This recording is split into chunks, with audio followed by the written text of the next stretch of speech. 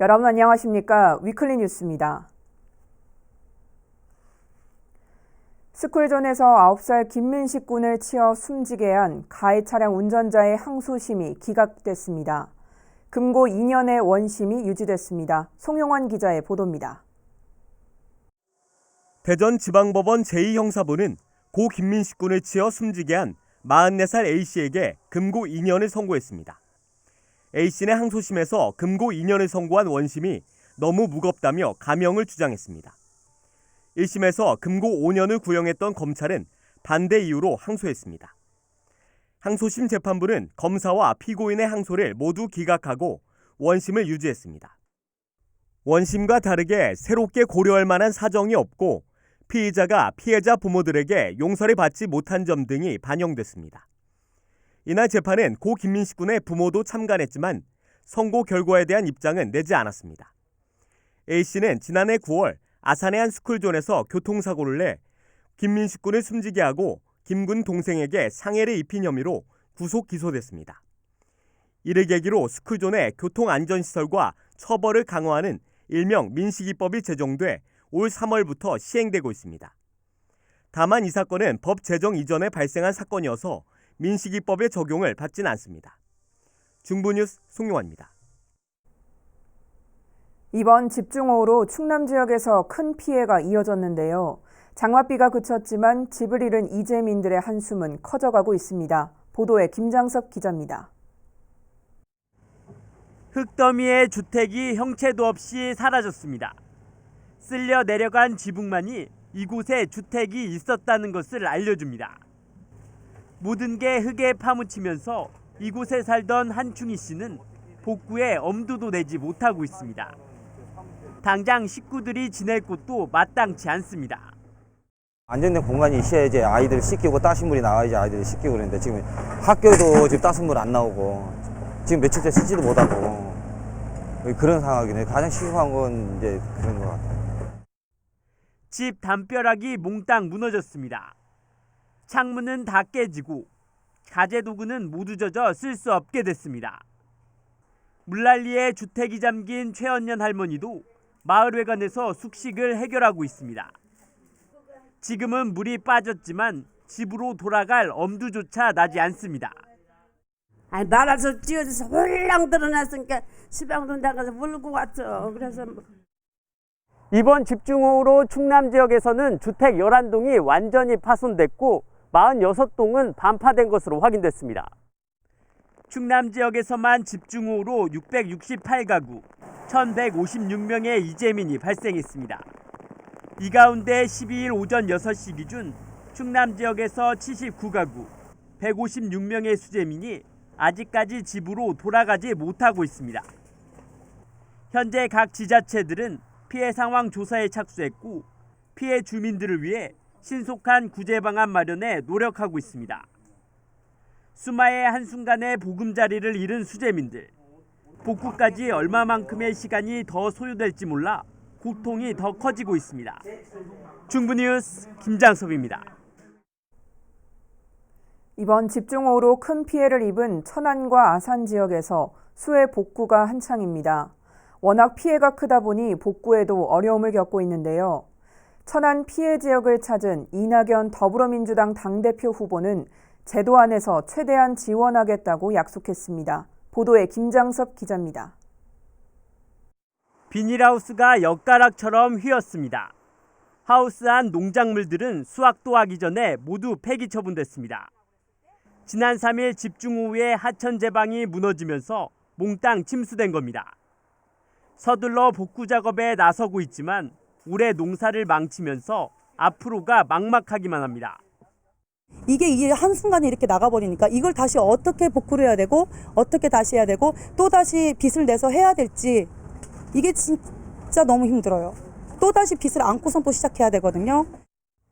충남 지역에서는 이번 집중호우로 주택 1,500여 동이 침수됐고 비닐하우스 91동이 파손되는 등 사유시설만 1,700여 곳이 피해를 입으면서 곳곳에서 복구 작업이 이어지고 있습니다. 이런 가운데 이낙연 더불어민주당 당대표 후보가 천안 침수 피해 지역을 찾았습니다. 이 의원은 15년째 동결돼 있는 재난지원금을 2배 인상하기로 정부와 협의를 마쳤다며 수해 복구에 어려움을 겪고 있는 수재민을 위로했습니다. 대체로 2배 가까이까지 인상을 하기로 했습니다. 그것도 곧 발표가 될 거예요. 그렇게 해서 피해를 완전히 보상하는 데는 역부족이지만 그래도 과거보다는 좀 더 이재민들께 도움이 되도록 그렇게 하고 있으니까. 아울러 제도 범위 안에서 수해 복구를 최대한 지원하겠다고 밝혔습니다. 중부뉴스 김장섭입니다. 아산 지역에서 잇따라 코로나19 확진자가 발생했는데요. 폭우 피해에 이어 감염병까지 발생하면서 방역에도 비상입니다. 보도에 김장섭 기자입니다. 아산 지역에서 또다시 코로나19 확진자가 발생했습니다. 지난 8일 해외에서 입국한 내국인으로 아산시 보건소에서 검체를 채취해 검사를 받은 결과 11일 최종 양성 판정을 받았습니다. 자택에서 자가격리 중인 만큼 접촉자는 아직까지 없는 것으로 파악됐습니다. 지난 8일과 10일에는 고양시 교회 관련 90번째 확진자와 접촉한 50대가 각각 코로나19 확진 판정을 받았습니다. 연일 아산 지역에서 코로나19 확진자가 발생하면서 아산 지역 확진자는 26명으로 늘었습니다. 해외 입국자는 물론 지역 감염까지 코로나19 확진자가 잇따라 발생하면서 아산시도 비상입니다. 지난달 27일부터 아산 지역에서 발생한 코로나19 확진자는 해외 입국자 3명, 지역 감염 2명 등 모두 5명에 달합니다. 다행인 점은 아산시가 해외 입국자들에 대한 격벽차 운행으로 신속한 검사와 함께 발열과 목 아픔 등 증상 여부를 체크하는 인공지능 케어콜을 도입하는 등 자가 격리자에 대한 모니터링 강화로 2차 감염까지 확산되지는 않고 있습니다. 폭우 피해로 아산 전 지역이 비상인 가운데 또다시 코로나19 확진자가 잇따라 발생하면서 아산시가 이중고를 겪고 있습니다. 중부뉴스 김장섭입니다. 아산시의회가 호우 피해 복구를 위해 올해 본 예산에 책정된 국외 연수비를 전액 반납하기로 했습니다. 시의회는 코로나19 장기화로 경제가 어려워지고 집중호우로 시민들의 고통이 지속되고 있는 만큼 경제 위기를 극복하고 호우 피해 복구 대응에 대한 재원을 마련하기 위해 이같이 결정했습니다. 이번에 반납하는 예산은 의원 국외연수비와 직원 국외연수 수행여비, 의정활동비 일부 등 모두 1억 원입니다. 아산시는 오는 28일까지 제26회 아산시민대상 후보자를 추천받습니다. 효행해양과 교육복지, 문화체육, 경제환경, 특별봉사 등 5개 부문이며 추천 당시 아산에 3년 이상 거주한 개인 또는 단체입니다. 또 아산 지역 기관 단체장이나 지역 주민 10명 이상의 추천이 필요합니다. 자세한 내용은 시 홈페이지를 확인하거나 각 읍면동에 문의하면 됩니다. CCTV를 지켜보던 관제사가 공원 벤치에 쓰러진 취객의 안전이 걱정돼 경찰에 신고를 했습니다. 여기까진 흔히 있는 일이죠. 그런데 이 남성 알고 보니 사기를 저지른 지명 수배자였습니다. 송용환 기자의 보도입니다. 술에 취한 남성이 공원 벤치에 누워 있습니다. CCTV를 모니터링 중이던 관제사는 혹여나 불미스러운 일이 발생하지 않을까 즉각 112 상황실에 이 상황을 전달했습니다. 공원 관제 중이에요. 비가 많이 왔었는데 벤치에서 자고 있어서 신변에 위험이 있어 보여서 방지하기 위해서 지령 보냈습니다. 마침내 지령을 받고 인근 지구대에서 출동한 경찰. 신원 조회 결과 이 남성은 단순한 취객이 아니었습니다. 뜻밖에도 사기를 저질러 지명수배가 내려진 수배범이었습니다. 그날 바로 경찰에서 연락이 왔는데요. 지명수배자로 판명돼서 바로 검거하게 되었다고 연락이 왔습니다. 앞으로 우리 도시통합운영센터에서는 촘촘한 관제를 통해 시민들의 안전을 위해 노력하겠습니다. 천안과 아산에 있는 8천여 대의 CCTV를 매의 눈으로 살피는 26명의 관제사들. 이번 일은 결코 우연이 아닌 이들의 끈기와 관심 덕분이었습니다. 중부뉴스 송용환입니다. 천안시가 도심 내 주차난 해소를 위해 주차장 공유 사업을 본격적으로 추진합니다. 천안시는 부설 주차장 개방 지원 사업으로 부설 주차장의 여유 공간을 시민에게 개방할 경우 주차 면수와 해당 지역의 주차 수급률 등에 따라 최대 2천만 원의 보조금을 지원하고 있습니다. 또한 천안시가 주차장을 조성하거나 개방할 수 있도록 시민이 자투리 땅을 빌려주면 세금 감면 혜택을 제공할 계획입니다. 충남 신용보증재단은 집중호우로 피해를 입은 도내 소상공인을 대상으로 자금 지원에 나섭니다. 재단은 수해를 입은 중소기업을 대상으로 특례 보증을 시행하며 최대 2억 원 이내에서 긴급 자금을 지원합니다. 또 수해 기업의 만기에 도래한 보증에 대해서는 상환없이 전액 연장하기로 했습니다. 지원을 받기 위해서는 해당 지자체로부터 재확인증을 발급받아 제출해야 합니다. 충남도 교육청이 2021학년도 공립교사 임용 후보자 선정 경쟁시험 선발 계획을 발표했습니다. 선발 예정 인원은 중등교사 280명과 보건 36명, 전문상담 12명 등 모두 347명입니다. 시험 시행 계획은 오는 10월 8일 공고할 예정이며 응시 원서는 10월 19일부터 23일까지 접수하고 1차 시험은 11월 21일에 실시될 예정입니다.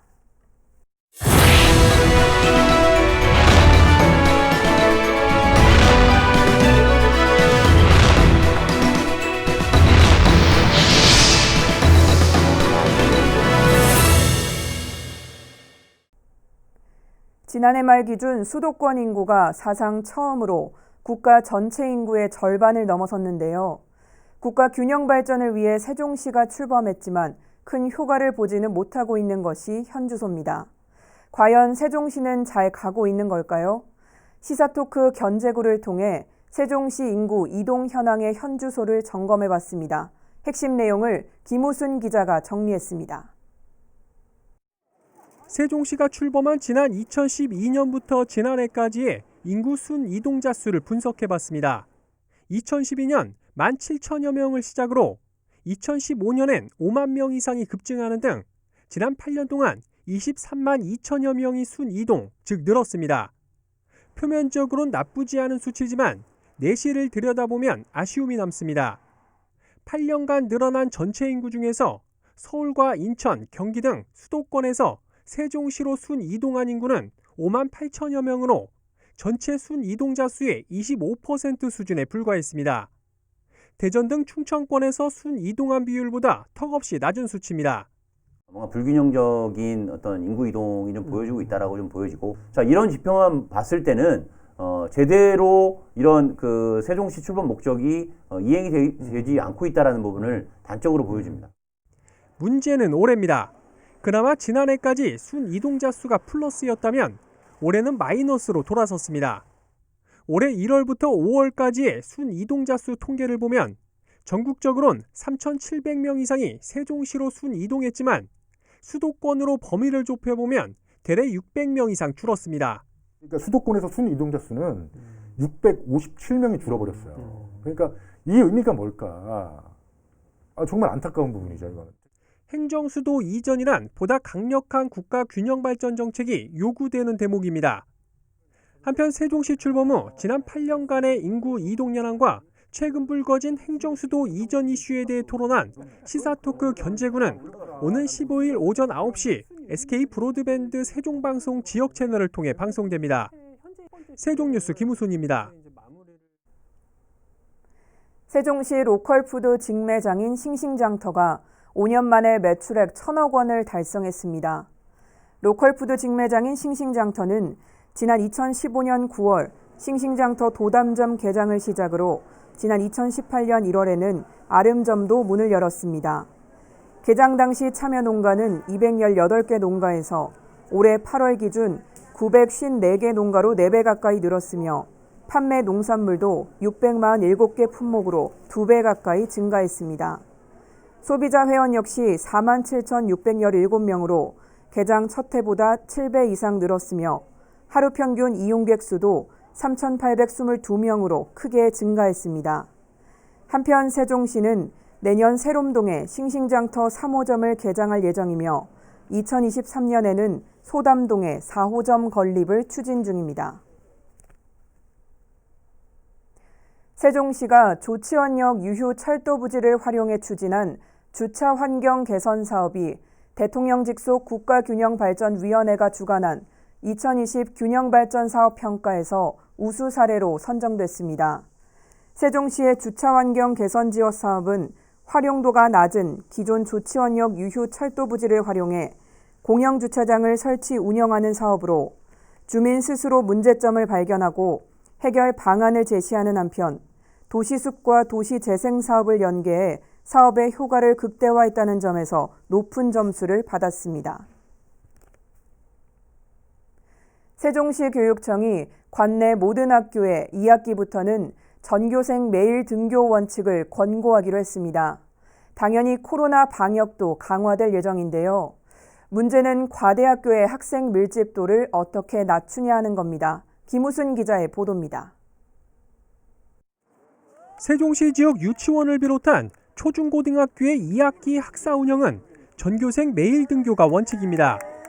1학기 동안 이뤄진 격주 등교의 방식으론 학생들의 학습권을 보장하는 데 한계가 있다고 판단한 겁니다. 단 코로나19 확산 예방 노력은 계속해서 이어집니다. 이번 권고는 정부가 최근 2주간 일일 확진 환자 수가 50명 미만일 경우 정한 사회적 거리두기 1단계를 조건으로 한 것으로 학교가 수업시간 탄력 운영제를 통해 점심시간을 연장하는 등 철저한 방역 조치를 할 수 있도록 다방면에서 지원하겠습니다. 이에 따라 학교마다 마스크는 학생 1인당 5.5장, 손소독제는 학급당 4.6개를 비축해 놓을 예정입니다. 정부 기준보다 2배 이상 많은 양입니다. 또 이미 모든 학교에 보건교사가 배치돼 있지만 교육청에도 보건교사 2명의 비상대기 인력을 확보해 학교에서 발생하는 긴급 상황에 대비하기로 했습니다. 문제는 학생들 간의 밀집도입니다. 과대학교나 과밀학급 특성을 보이는 신도시 일부 학교의 경우 사회적 거리두기 지침을 지키기가 쉽지 않기 때문입니다. 일선 교육청의 매일 등교 원칙에 대해 교육부가 가장 우려하는 부분이기도 합니다. 과대 과밀 학급이 많은 그런 학교의 경우에는 밀접도를 최대한 낮출 수 있는 그런 기준을 강력하게 권고를 할 계획이고요. 그리고 이 부분은 교육감님들과 함께 긴밀하게 협력을 해서 이에 대해 세종시 교육청은 학생 수 750명 이상의 학교는 학부모를 포함한 교육공동체의 의견 수렴을 통해 학교 내 학생 밀집도를 3분의 2 이내로 유지할 수 있도록 하겠다고 밝혔습니다. 세종뉴스 김우순입니다. 세종시가 농촌지역 환경 개선을 위해 다음 달부터 매달 마을별로 폐농약용 기류 정기 순회 수거를 실시합니다. 이는 농민 대부분이 고령으로 영농 폐기물 공동 집화장까지 원거리로 배출에 어려움을 겪고 있는 데 따른 조치입니다. 이에 따라 시는 1톤 이하 소량으로 발생하는 폐농약 용기류 배출을 돕기 위해 전용 수거 봉투를 제작해 보급하고 있습니다. 읍면 마을별 정기 순회 지정일은 시청 홈페이지 또는 읍면별 담당자에게 문의하면 됩니다. 최근 긴 장마와 저온 현상으로 인해 벼입 도열병과 입진무늬 마름병 확산이 우려돼 철저한 방제가 요구되고 있습니다. 세종시 농업기술센터에 따르면 올해는 평년보다 일찍 시작된 장마가 길게 이어지면서 벼가 연약해져 병의 발생이 늘고 있습니다.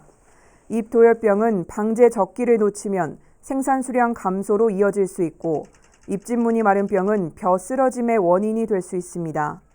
이를 예방하기 위해서는 지속적인 관찰을 통해 병반이 발견된 노는 무약으로 이삭이 한두 개 정도 보일 때 전용 약재로 예방적 방제를 해야 합니다. 세종시가 전국 17번째 광역자치단체로 출범한 지 어느덧 8년이 지났지만 지역에는 여전히 법원과 검찰청이 설치되지 않아 인근 대전으로 이동해야 하는 불편이 있는데요. 이를 해결하기 위한 법 개정안이 논의 중인가 하면 시민주도의 추진위원회까지 구성돼 힘을 보태고 나섰습니다. 김우순 기자의 보도입니다. 강준현 의원이 지난 6월 대표 발의한 각급 법원 설치 등에 관한 법률 개정안입니다. 세종시에 대전지방법원 세종지원과 세종행정법원을 설치하는 것을 골자로 하고 있습니다. 세종시를 관할하는 대전지방법원의 소송 접수 건수가 전국 평균을 크게 웃돌고 있을 뿐만 아니라 행정소송 건수 역시 대폭 증가하는 추세에 있다는 점을 근거로 들었습니다. 이 법안은 지난달 말 국회 법제사법위원회에 상정됐는데 전문위원회 검토 보고서에 따르면 법원 설치 필요성에 대해선 공감하면서도 법원 신설에 따른 제반 효과를 함께 고려할 필요가 있다는 의견을 냈습니다. 이처럼 세종에 법원을 설치하기 위한 관련 법 개정 논의가 본격화되고 있는 가운데 지역에선 법원 설치를 촉구하는 민간기구도 만들어졌습니다. 일명 세종법원검찰청 추진위원회로 지역의 여러 시민사회단체가 동참했으며 7일 창립총회를 갖고 본격적인 활동에 들어갔습니다. 현재 세종시의 정보부처 3분의 2 이상이 이전해 있고 인구도 35만인 세종시의 시민들의 사법 서비스를 위해서 세종행정법원과 지원, 검찰청이 필요하다는 취지에서 만들게 되었습니다. 이들은 앞으로 국회나 대법원과 같은 관련 기관에 세종법원과 검찰청 설치 필요성을 적극 피력해 나가는 한편 시민 여론 확산을 위한 홍보 활동에 주력한다는 계획입니다. 서명운동을 해서 세종 시민들의 여론을 홍보를 할 것이고 충청권 민관정 협의체를 만들어서 충청권에서도 같이 연대 활동을 할 수 있도록 계획을 하고 있습니다. 그동안 행정에서 적극 나서지 못했던 부분을 추진위원회가 메워주는 역할을 함으로써 세종법원검찰청 설치가 한층 탄력받을 수 있을 것으로 기대를 모으고 있습니다. 세종뉴스 김우순입니다. 이상으로 뉴스를 마칩니다. 시청해주신 여러분 고맙습니다.